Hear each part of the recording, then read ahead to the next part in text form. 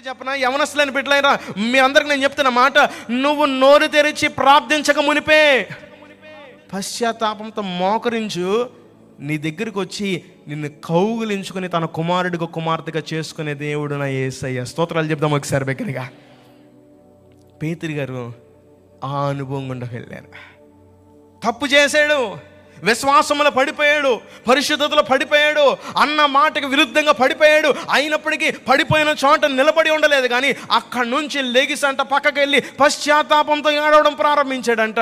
ఆ పశ్చాత్తాపపు ప్రార్థన నా దేవుడు అంగీకరించి ధన్యుడిగా పేతురు గారిని నిలబెట్టారు. చేతులైతే స్తోత్రాలు చెప్దాం ఒకసారి దగ్గరగా. ఈరోజు అట్టి పశ్చాత్తాపపు అనుభవం గుండా మనం వెళ్ళే వారంగా ఉంటున్నామా? పశ్చాత్తాపపు అనుభవము చాలా శక్తివంతమైంది, చాలా బలమైందండి. అపవాది కోట గోడలను కూల్చివేసేదిగా ఉంటుంది పశ్చాత్తాప అనుభవం. మన జీవితంలో అట్టి అనుభవం గుండా వెళ్ళే వారంగా ఉండాలి.